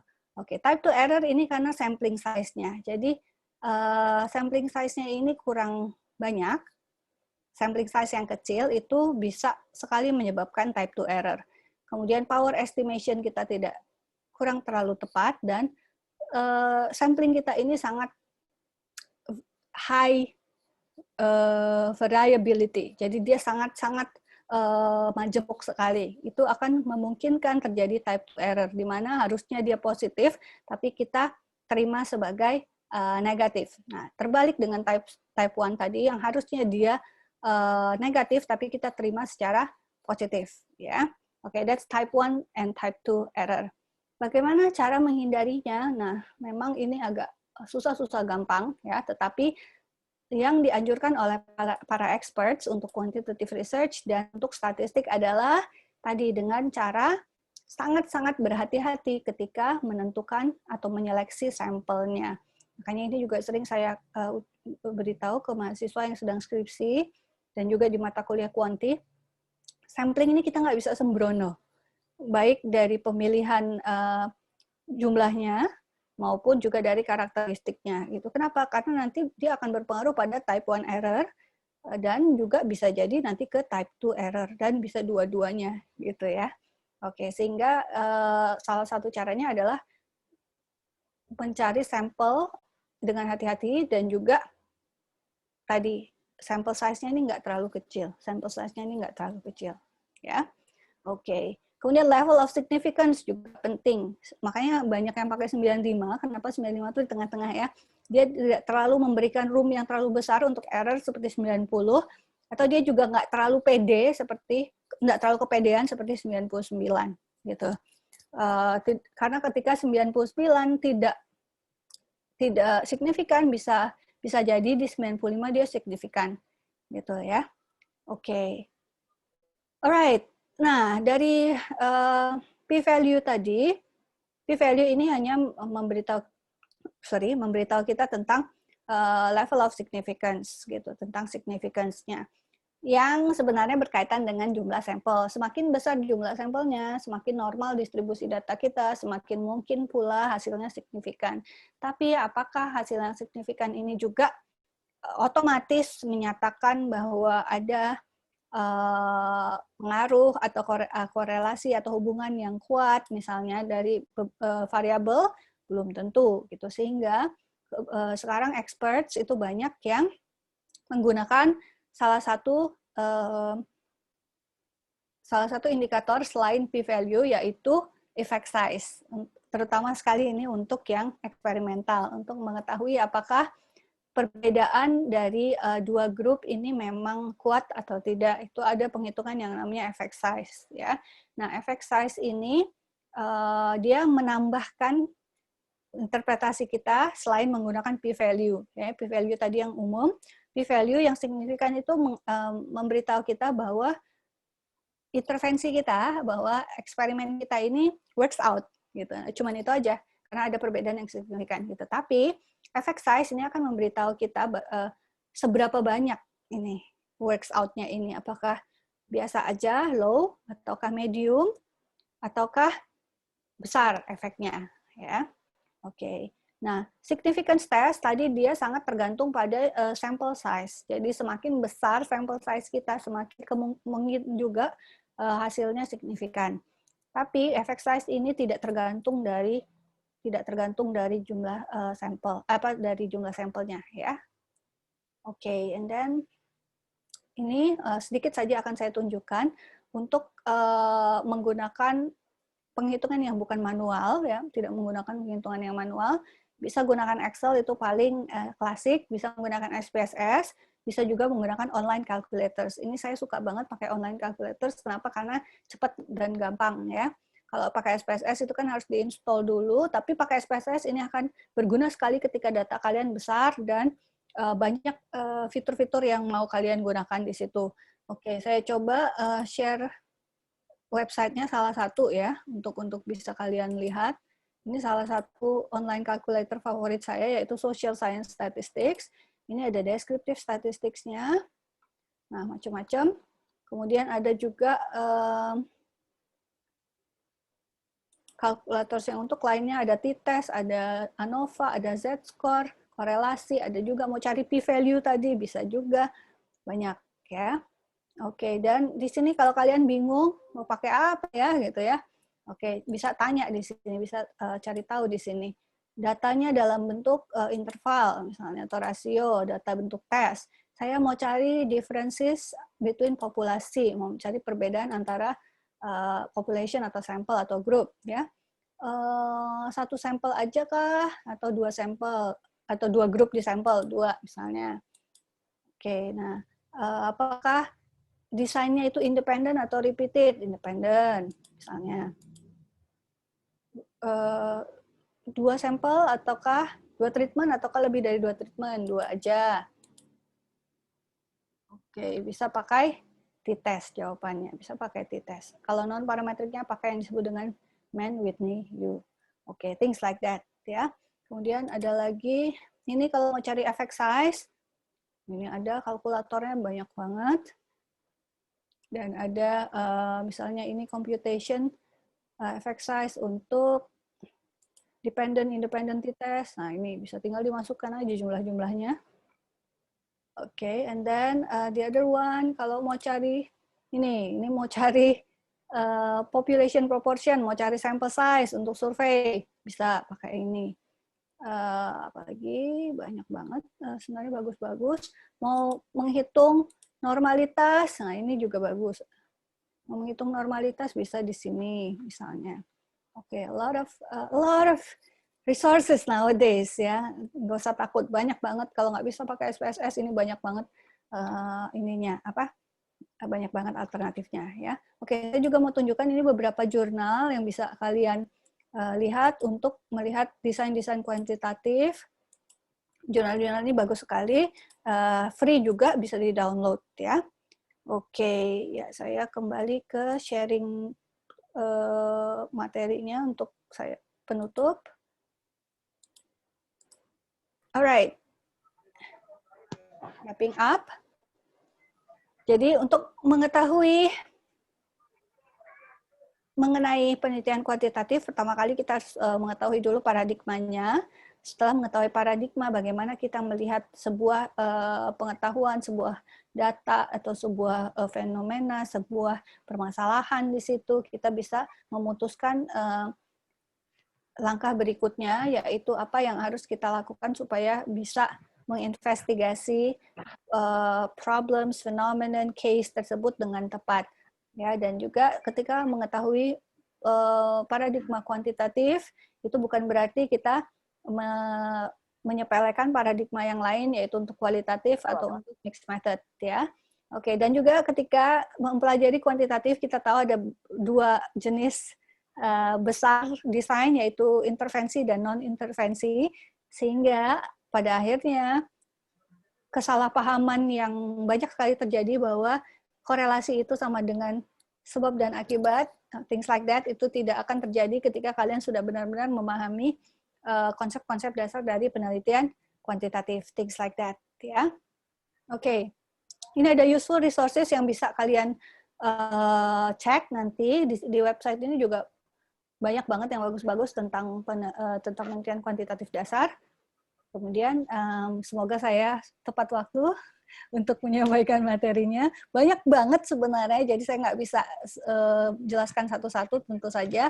Ini memerlukan 1 semester lebih untuk bisa memahami banget tentang penelitian kuantitatif, dan saya pun sendiri juga masih terus belajar, karena meskipun dibandingkan penelitian kuantitatif ini lebih settled, karena dia lebih tua ya, dan tidak banyak perkembangannya sebenarnya.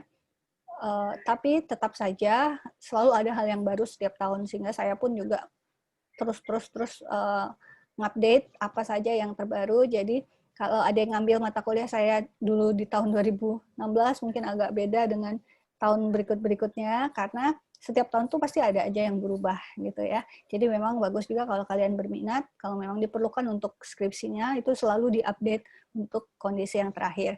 Oke, I think that's all. Miss Ana, terima kasih atas waktunya. Saya kembalikan ke Miss Ana sebagai moderator. Oke, thank you very much Ibu Lola, Miss Lola.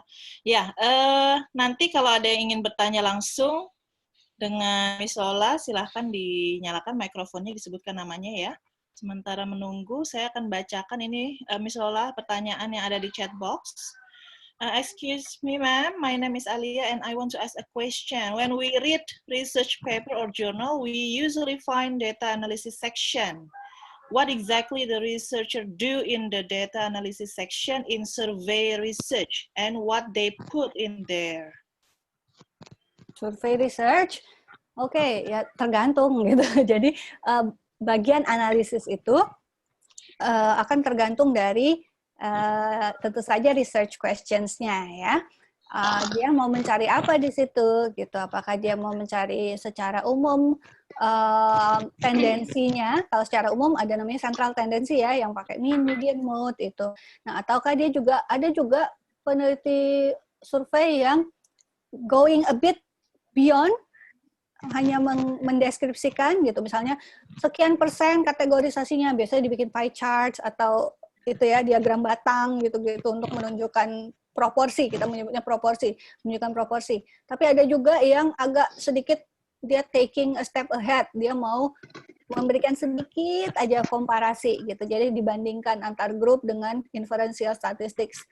Tapi inferential statistics-nya karena datanya dalam bentuk frekuensi atau percentage, dia biasa pakai chi-square nyebutnya. Kita menyebutnya chi-square ya. Nah, itu ada juga. Jadi nanti memang tergantung dari apa sih tujuannya, apa sih research questions-nya, ya data analisisnya akan menyesuaikan di situ. Itu jadi saya nggak bisa bilang hanya ini atau hanya itu, tapi umumnya yang karena survei ini deskriptif ya, jadi memang dia data analisis dan data interpretation-nya adalah untuk menunjukkan tadi pendeskripsian secara umum tadi, ya, bisa menggunakan frekuensi, bisa menggunakan percentage, mean score, kemudian baru dilihat proporsi dari frekuensi, percentage, mean score dari kategorisasi yang ada di situ. Oke. Terima kasih, Miss Lola. Lalu ini ada dari Fahrizki Azima.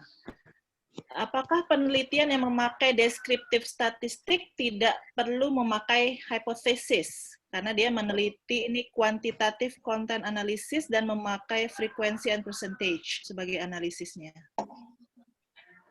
Oke. Biasanya nggak perlu ya. Hipotesis ini nanti memang perlunya ketika kita memang akan mengambil sebuah inferensi atau membuat inferensi. Membuat inferensi ini contohnya komparasi gitu. Jadi kalau misalnya dalam studimu, dalam penelitianmu kamu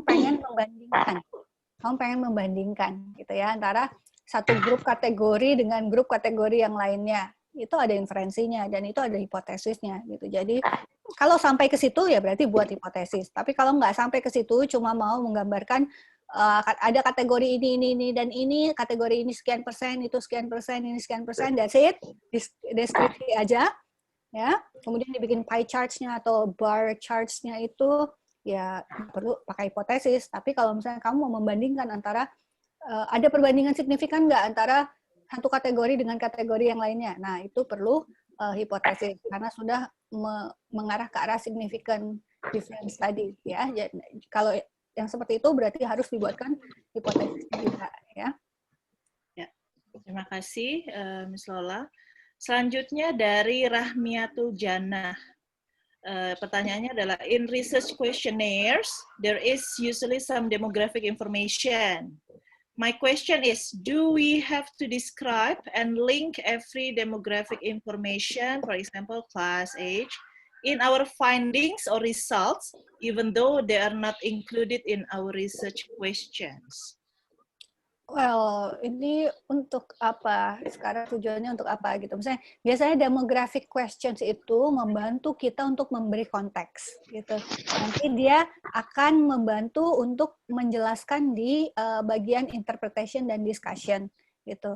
Karena di discussion itu sekali lagi ini mungkin untuk yang sudah nyusun skripsi juga ya. Di bagian di bagian discussion di chapter 4 itu bukan cuma ngulangin lagi angka-angka yang sudah kita dapat di findings, tetapi untuk memberikan penjelasan. Nah, salah satu yang bisa memberikan penjelasan adalah konteks. Konteks tadi termasuk yang demographic information-nya itu gitu. Oh, hasilnya ini seperti ini, mungkin possibly ini ada kaitannya atau berhubungan dengan konteks yang ada di personal konteksnya gitu, misalnya karena usia kah, karena tingkat pendidikan kah, atau karena apa gitu ya. Jadi tidak perlu dideskripsikan satu-satu, karena kalau kamu punya 80 orang di dalam sampel misalnya, atau lebih dari 100 di dalam sampel, mau di-match deskripsikan satu-satu itu kan juga nggak mungkin ya. Jadi dia memang hanya sebagai supplementary information untuk nanti bisa menjelaskan hasilnya, tendensi hasilnya itu seperti apa. Berbeda hal jika ini merupakan penelitian kualitatif gitu. Penelitian kualitatif itu dia masuk integral, background information itu integral dengan datanya gitu. Tapi kalau untuk kuantitatif dia supplementary. Ya, terima kasih Miss Lola. Lalu ini ada dari Ranalia. Ranalia bertanya, apa perbedaan kuantitatif content analysis dan kualitatif content analysis? Oke, this is very interesting. Karena awalnya CA, content analysis itu kuantitatif awalnya. Karena memang di awal-awal itu dia hanya pakai prosentase atau pakai ini ya, karena dia kan tujuannya mengkategorisasi. Kategorisasi kemudian pakai angka untuk menggambarkan gitu, pakai deskriptif statistik yaitu frekuensi atau persentase. Tapi kemudian dalam perkembangannya dia beralih fungsi menjadi kualitatif karena dianggap data-datanya ini kebanyakan words, biasanya words gitu kan, atau phrases ya, kualitatif lah gitu datanya. Jadi dia masuk jadi qualitative content analysis. Nah, di qualitative content analysis dia fokus beratnya adalah penjelasan atau eksplorasi secara kualitatif dengan somehow digabungkan dengan teknik-teknik kualitatif yang kebahasaan, misalnya discourse atau conversation analysis gitu. Itu untuk qualitative content analysis. Meskipun frekuensi itu penghitungannya juga masih ada. Kenapa? Karena untuk membantu kita mengkategorisasi. Kita bisa memasukkan dia ke dalam kategorisasi tertentu itu juga kadang-kadang dari frekuensi kemunculannya, gitu ya. Jadi, tapi dia bukan merupakan sumber data utama untuk dianalisis yang prosentasenya itu tadi atau frekuensinya itu tadi. Yang utamanya adalah aspek-aspek kualitatif dari kategorisasinya. Kemudian baru-baru saja ini di mungkin 2-3 tahun yang belakangan ini dikembalikan lagi ke kuantitatif, tapi dia ganti nama, jadinya quantitative text analysis. Jadi QTA, bukan lagi pakai kata content analysis, tapi jadi quantitative text analysis. Itu sebenarnya balik lagi ke content analysis yang kuantitatif di awal-awal tahun 80-an, 90-an itu. Nah, bedanya adalah kalau kamu mengklaim itu kuantitatif, berarti data utamanya angka. Kalau kamu mengklaim itu sebagai kualitatif, berarti data utamanya adalah yang berbentuk unit of analysis-nya yang berbentuk words, phrases, dan lain-lain itu. Ya, sebenarnya itu aja, as simple as that. As simple as that. Kemudian another difference adalah pengolahan datanya. Kalau kamu mengklaim itu kuantitatif, kamu mengolahnya secara statistik. Kalau kamu mengklaim itu secara kualitatif, kamu mengolahnya secara kualitatif. Ya, itu tadi, dengan menggunakan coding. Oke, ya. Oke, terima kasih, Miss Lola. Karena menurut pengalaman juga pernah ada mahasiswa yang agak ngeyel. Sudah jelas-jelas pakai number, tapi mengklaimnya kualitatif gitu loh. Makanya mungkin hal-hal seperti ini perlu juga diketahui ya. Oke. Supaya, meskipun pakai angka, angka itu kita nggak bisa langsung ngeklaim itu kuantitatif sih ya, karena tadi paradigmanya satu, paradigmanya, purpose-nya, kemudian tadi nature of datanya, methodology-nya ini apakah memenuhi kaidah kuantitatif nggak? Kalau nggak memenuhi kaidah kuantitatif, ya nggak bisa sembarangan ngeklaim ini kuantitatif meskipun datanya dalam bentuk angka gitu. Kalau misalnya dia lebih berat ternyata ke arah angkanya itu cuma sebenarnya supplementary, ya nggak masalah juga gitu. Karena ini memang kita nggak bisa bilang lagi-lagi, kita nggak bisa bilang yang mana yang benar, yang mana yang salah ya. Karena again relativitas juga di sini ya. Memang ada beberapa ahli, mungkin juga kolega-kolega kita ya, Miss Ana juga berpendapat seperti itu, yang memang saya nyebutnya purist, methodological purist. Apa maksudnya methodological purist? Nggak fleksibel gitu lah. Jadi dia nggak pragmatis banget. Kaku, kalau ya? Iya, kaku banget. Kuantitatif tuh pokoknya yang udah saklek aja, yang pakai angka semua ini kuantitatif. Peduli amat seperti apa kuantitatif. Yang satunya kalau kualitatif berarti nggak boleh ada angka sama sekali. Not even a single number gitu kan. Ini ada juga gitu kan. Nah, apakah itu salah? Ya nggak bisa juga dibilang salah gitu. Masing-masing punya standpoint masing-masing. Tapi sebagai seorang researcher yang harus kalian miliki adalah jangan takut duluan. Yang penting punya scientific support untuk standpoint-nya itu. Yang terpenting dari seorang peneliti adalah kita punya standpoint. Nah, standpoint ini dari mana tadi? Dari paradigm yang pertama itu, gitu ya. Oke. Terima kasih, Bu Lola. Dari Maulidia Namira selanjutnya. Is it okay if we only use online calculators as data analysis in our thesis? Because most of the thesis I have read were only use SPSS, not online calculators. Oke, yang pakai manual juga nggak apa-apa sih ya. Kalau yang suka matematik ya, Miss Ana, nggak mau manja pakai SPSS kan, hitung sendiri gitu. Itu atau bingung. Miss Lola bingung pakai SPSS, akhirnya manual. Iya benar. Padahal pakai manual lebih bingung lagi sebenarnya ya, karena bisa jadi nggak akurat gitu kan. Nah, ya nggak apa-apa, nggak masalah, pakai yang manapun yang bisa membantu kalian, tapi dituliskan di situ, dijelaskan kalau skripsi ya dijelaskan gitu menggunakan. Yang penting tuh adalah bukan mau pakai SPSS-nya kah, mau pakai apanya kah, karena nggak semua orang pakai SPSS juga loh gitu. Banyak sebenarnya statisticians lebih milih ada satu program yang namanya R, huruf R itu R. Banyak yang suka pakai R ketimbang pakai SPSS gitu. Ya nggak selalu, nggak wajib. SPSS itu sebenarnya menurut saya salah satu software yang paling mudah Untuk statistik. Software yang lain yang beredar itu susah-susah. Yang paling mudah itu SPSS, makanya paling banyak yang pakai SPSS ya. Termasuk mudah dibajaknya juga itu SPSS. Kalau yang lain agak susah dibajak. Nah, mau pakai online calculators nggak masalah, cuman nanti harus dijelaskan di situ, dan sebenarnya yang penting tuh bukan pakai apanya, tapi alat statistik yang kamu gunakan itu betul apa enggak gitu, tepat atau tidak gitu. Nah, harusnya pakai independent t-test, tapi kamu pakai dependent t-test misalnya. Mau pakai SPSS juga tetap salah itu gitu. Karena memang beda gitu. Harusnya pakai Spearman rule untuk correlation, kamu pakainya Pearson correlation. Nah, mau pakai SPSS juga tetap salah kalau kayak gitu. Jadi platformnya itu tidak ini, mau manual, mau pakai online calculators, mau pakai SPSS nggak masalah. Tapi yang penting adalah keakurasian ketika memilih statistical tool-nya ini, statistical test-nya ini, ya. Dan itu tadi bisa dibantu tadi yang Miss Lola tunjukkan tadi, misalnya dari itu termasuk yang ini Miss Ana, termasuk yang reliable untuk online calculators-nya gitu. Ya, jadi tadi apa yang disajikan Bu Lola di PPT-nya itu nanti saya kirim di chat ini ya. Kalian bisa download ya. Miss Lola sudah mengizinkan untuk di-share. Jadi nanti jangan keluar dulu, saya akan taruh di sini PowerPoint dari Miss Lola. Oke, ini maaf Miss Lola udah 11.31, nggak apa-apa kita lanjutkan, ini ada 2 pertanyaan sisa. Oke, tinggal 2 nggak apa-apa. Apabila, ini dari Laura, apabila kita melakukan suatu research untuk melihat efek suatu intervensi, apakah karakteristik subjek yang kita berikan intervensi itu boleh diganti karakteristiknya? Misalnya kemampuan subjeknya kurang di skill itu, nanti bisakah kita ganti karakteristiknya? Itu mungkin maksudnya pertanyaan Laura ya. Oke, Di tengah jalan mungkin diganti gitu.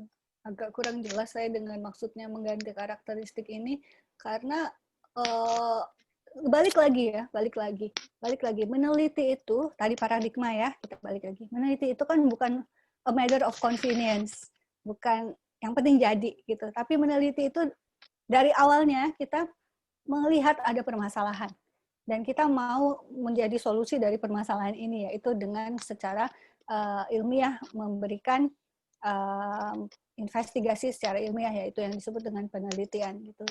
Mau penelitian kuantitatif, mau penelitian kualitatif, mau penelitian tindakan kelas atau PTK atau CAR, mau mixed method, itu tujuannya sama, yaitu ada permasalahan yang kita identifikasi di awal dan ingin kita selesaikan gitu. Nah, makanya saya agak kurang paham kenapa harus karakteristiknya diganti gitu, karena dari awal kan kita udah tentukan ini, apalagi kuantitatif tuh pre-established, dari awal tuh udah jelas populasinya yang mana, sampelnya yang seperti apa tuh dia udah dari awal udah jelas gitu. Agak sedikit berbeda dengan kualitatif yang di tengah-tengah dia bisa nambah sampel misalnya, atau mengurangi sampel, karena dia memang dia sangat tergantung pada datanya, pada dinamika datanya. Kalau kualitatif, kalau kuantitatif kan enggak, kita dari awal udah diatur semua dari awal, termasuk tadi intervensinya seperti apa, berapa kali dosisnya berapa kalau misalnya pakai obat gitu kan misalnya, atau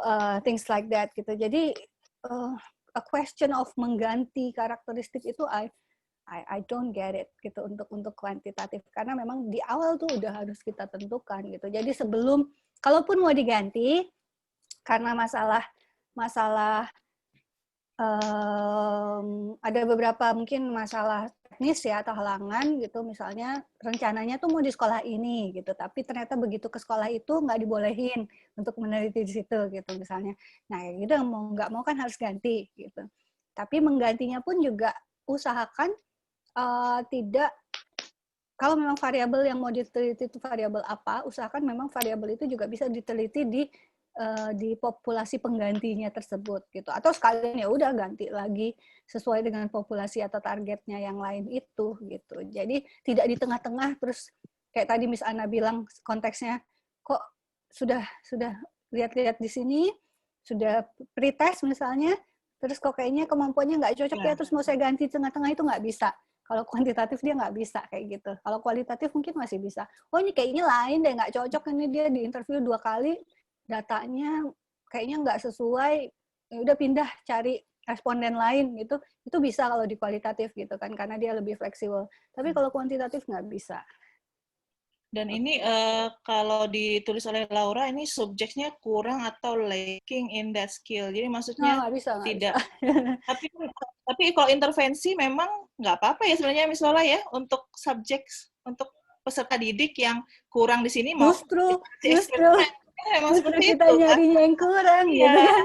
Kalau nyari yang udah pintar untuk apa Untuk apa dikasih intervensi lagi gitu kan sebenarnya. Justru kita Iya. pengen menaikkan yang kurang-kurang ini Iya. gitu. Justru semakin kurang semakin bagus dan semakin Iya, seharusnya semakin dan semakin well prepared kitanya dengan treatment kita ini. Kenapa? Karena in the end kalau this treatment works, that is something for the theoretical and practical contribution. Satu lagi yang perlu diingat ya, ketika kita meneliti ada yang namanya theoretical dan practical contribution. Kontribusi apa sih yang mau kita kasih? Ini tadi ya bukan cuma, supaya saya bisa lulus kuliah ini aja sih, Miss, gitu. Yang enggak, gitu kan. Maksudnya tetap ada ini keilmuan, secara keilmuan, orang lain baca skripsi kalian ini, ilmu apa nih yang baru yang dia temukan di situ, gitu kan.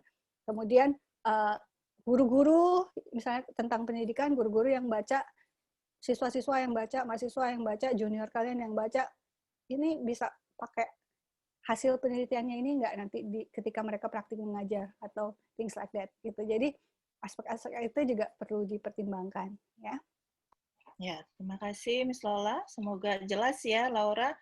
Lalu ini ada dari Nur Setia Rananda. Adelia yang bertanya. Adelia ingin bertanya tentang stratified random sampling. Apakah stratified random sampling itu hanya membagi sampel ke dalam subgroup saja? Atau juga harus dibagi lagi ke dalam tingkatan tertentu, misalnya ke dalam subgroup siswa IPA atau siswa IPS atau siswa yang pintar, sedang, kurang pintar. Gimana, Miss Lola? Ya tergantung. Lagi-lagi tergantung gitu, lagi-lagi tergantung. Stratified random sampling itu kan sebenarnya tujuannya adalah proporsi ya. Kita kalau random sampling biasa, simple random sampling itu kan kita tidak memperhitungkan proporsi. Siapapun regardless of afiliasinya, dia mau kelas IPA kah, mau kelas IPS kah, atau mau pintar, mau enggak, mau apa gitu maksudnya, dia punya chance untuk terpilih menjadi sampel gitu kan kalau simple random sampling. Tapi kalau stratified itu kita ingin memberikan proporsi di situ karena memang tujuan dari penelitian kita misalnya dengan proporsi gitu ya. Jadi misalnya tadi proporsinya secara jurusan, secara major gitu. Saya mau di dalam kelompok sampel saya ini 50% dari IPA, 50% dari IPS gitu. Atau kalau ada jurusan yang lain, ada jurusan bahasa misalnya, sekian persen itu rata semua misalnya. Atau saya mau dia rata antara male dengan female participants atau respondents atau apapun yang kalian gunakan di situ istilahnya. Nah, itu baru dibuat stratifikasinya gitu. Jadi memang nanti akan tergantung dari tujuan kalian meneliti itu sendiri. Jadi berapa strata yang mau dimasukkan ke dalam penghitungan dari penghitungan proporsi dari sampelnya itu nanti akan tergantung dari kalian.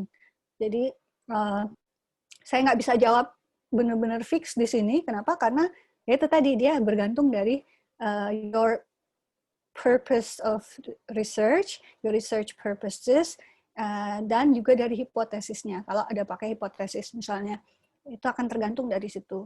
Ya, tapi yang jelas intinya dari stratified random sampling adalah memberikan proporsi instead of semuanya bisa masuk di situ. Oke, ya, terima kasih Miss Lola. Satu lagi Miss Lola, ini ada lagi. Namanya Rizka, dari Rizka Haniati. Saya ingin menanyakan, misalnya ingin mengukur sikap siswa terhadap suatu metode pembelajaran menggunakan kuesioner sebagai instrumennya. Apakah itu termasuk survei research? Pertanyaannya Rizka.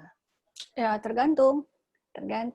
Kalau cuma mau melaporkan saja sikapnya, deskriptif, ya bisa disebut survei. Tapi kalau mau mencari, ada nggak influence-nya ini, gitu, antara si metode ini metode ini berhubungan nggak dengan sikapnya, misalnya. Atau metode ini mempengaruhi nggak sikapnya. Nah, itu udah ke arah lain lagi, itu udah ke arah causal comparative, gitu. Sehingga nanti tergantung dari fokusnya seperti apa. Kalau fokusnya hanya deskripsi, ya berarti dia deskripsi maksudnya hanya menggambarkan sikapnya itu seperti ini. Ada sekian kategorisasi sikap, gitu misalnya. Sikapnya positif apa negatif, misalnya ya. Attitude-nya positif attitude kah, negatif attitude kah, sekian persen, ya udah gitu aja. Nah itu ya survei. Tapi kalau misalnya mau menggambarkan lagi apa, kalau dikasih metode seperti ini sikapnya seperti ini, metode seperti ini sikapnya seperti ini, terus dikait-kaitkan gitu, ada korelasinya atau relasinya. Relasinya juga prediksi sebab akibat, ya bisa pakai causal comparative sebagai desain. Jadi nanti tergantung secara spesifik mau dibawa kemana itu. Iya, terima kasih. Tapi paling tidak jawaban dari Miss Lola ini sudah bisa memberi sedikit gambaran ya. Oke, nanti saya mau seperti ini, seperti itu gitu. Jadi yang penting tadi kata Miss Lola adalah paradigma penelitiannya, research paradigm. Itu nanti yang akan mengarahkan kalian untuk melakukan tahap penelitian berikutnya. Oke. Ya, untuk para peserta itu saya sudah share PPT-nya dari Miss Lola tadi. Jangan lupa untuk klik absen di situ ya, daftar hadir di situ, khusus untuk peserta. Baik, tidak ada lagi pertanyaan, kita sudah lewat juga waktunya. Saya ucapkan terima kasih yang banyak kepada Miss Lola, ini sangat-sangat penuh new insight ini. Saya juga ada yang baru tahu. Saya bisanya neliti aja Miss Lola. Kalau untuk teori mendalamnya saya tadi Miss Lola luar biasa sekali ya. Ada Miss Wati, mungkin Miss Wati ada yang ingin disampaikan atau Miss Wati? Oke, nggak apa-apa kalau misalnya lagi sibuk Miss Wati. Baik, terima Lanjut kasih. Bu Ana, terima kasih atas kesempatannya. Ya, Mohon nanti. maaf. Ya. Jadi ini ada juga yang mungkin ini sangat antusias sekali Miss Lola, sampai ada 90-an peserta ini ya, jauh lebih banyak dari yang kemarin sepertinya. Jadi ada juga yang bertanya apakah akan ada lagi seperti ini, karena ini sangat-sangat berguna memang. Miss Lola ini seringnya membawa materinya di luar dari prodi. Nah, makanya saya manfaatkan nih, seringnya keluar. Kenapa nggak ke mahasiswanya kita gitu ya, ke prodinya. Makanya hari ini saya undang Miss Lola ke sini. Jadi semoga nanti kalau misalnya banyak peminat, bisa ada lanjutan ya untuk tahun berikutnya. Semoga Miss Lola masih bersedia untuk membawakan materi. Mungkin nanti akan ada waktunya lebih atau gimana nanti ya mekanismenya seperti itu. Baik, terima kasih kepada para peserta. Saya kira cukup untuk hari ini. Terima kasih kepada narasumber yang luar biasa hari ini. Terima kasih Bu Wati atas support-nya untuk bisa hadir di sini. Dan juga kepada seluruh peserta dari S1, bahkan ada S2 ini. Saya lihat entah dari mana mendapatkan flyer-nya ya, tapi terima kasih untuk kehadirannya di sini. Ada Ibu Yeni, juga ada Ratna ini ya. Ratna ini lulusan dari S1 Prodi Bahasa Inggris juga, Ratna. Oke, baik. Sebelum kita akhiri, mari bersama-sama kita ucapkan hamdalah, alhamdulillah. Akhirnya workshop hari ini bisa berjalan dengan lancar sampai selesai, tidak ada hambatan apapun ya. Terima kasih kepada narasumber dan semua yang hadir di sini. Saya ucapkan Assalamualaikum warahmatullahi wabarakatuh. Thank you, Miss Anna. Thank you for everyone who's attending today. Thank you, Miss. Ya. Bagi yang sudah klik presensi, boleh leave room.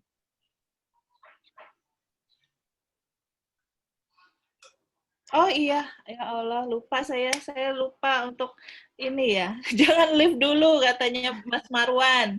Saya sudah banyak yang leave ini Mas Marwan. Siapa nih yang mau sesi foto? Oh. Mbak Rizka atau Mas Marwan ini? Mau sesi foto katanya. Jadi ditampilkan dulu videonya. Nah, saya kalau nggak diingatkan seperti ini. Nggak apa-apa, Miss Anna. Kita semua punya zong moment kayak saya tadi di tengah-tengah. Lupa. Silakan, siapa? Tampilkan videonya nih, Mas Marwan menyuruh tampilkan. Ya, dibaik-baikin dulu jilbabnya, rambutnya. Oh, ada Geni. Halo Geni, terima kasih kehadirannya. Mana? Ibu Ida. Oh, Ibu Ida, saya jadi malu. Waizul, mana kameranya? Ini yang di... Mbak Rizka kah yang ambil? Ya Bu, bisa. Oke. Silakan apa-abanya Mbak Rizka. Riz, Ini jangan dari- lupa fotomu juga, Riz. Ya. Apa? Ya, Ini dari halaman pertama dulu ya. 1, 2, 3.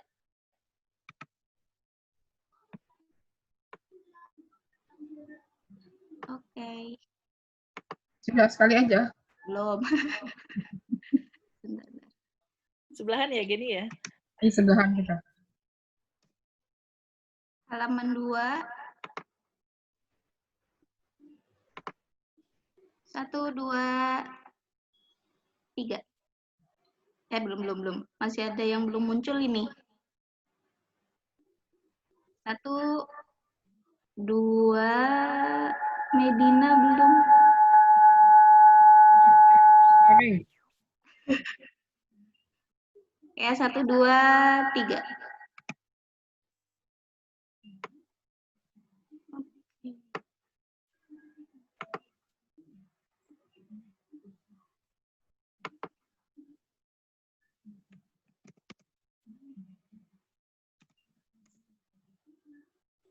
Yang di halaman 3.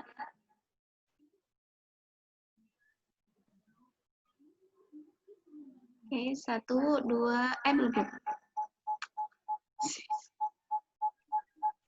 Saya di halaman berapa ya, Riz? Senyum terus soalnya dari tadi. Ibu sudah, Ibu udah lewat. Ibu halaman 1. Ini ya halaman 3 ya. 1, 2, 3.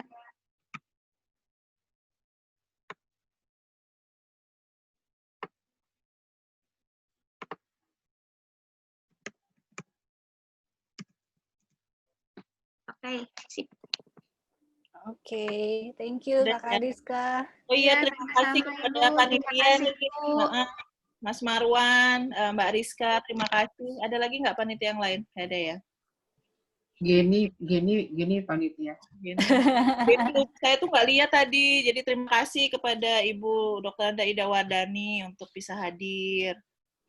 Nggak lihat, Sama. Ya. Ya, terima kasih. Kangen-kangenan. Iya. Iya. Sudah Terima kasih lama kita tak kawan-kawan berjumpa. mahasiswa. Iya.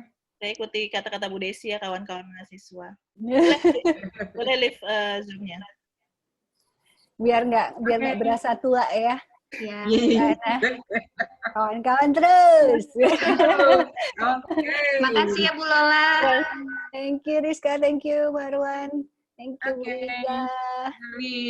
Thank you Miss Lola, Juana, Marwan, Marisa, dan semuanya. Mati dan baby-nya. Oke. Oke, nanti kalau ada lagi di-share di S2 juga, ya. Apanya? Baiklah. Ada Mas, Waalaikumsalam ini. Ada mahasiswa S2. Kalau ada lagi minta di-share. Oke. Nggak tahu Desi, punya Desi kemarin. Kalau enggak aku hadir. Tapi nggak bisa juga sih. Iya kah? Oh, iya. Pas jadwalnya. Kemarin aku juga lagi BIMTEK, jadi sama sekali nggak masuk, cuma foto dada-dada doang. Coba gaya betul. Aku BIMTEK itu aku nolak nah. Iya kah? Iya, harusnya kamu sama aku. Rita ya, yang ini ya? Oh, masa? Maksudnya sehari sebelum ditelepon ya aman, aku siap lah. Nggak sanggup aku bilang. Masa tanggal 19 ya? Oh,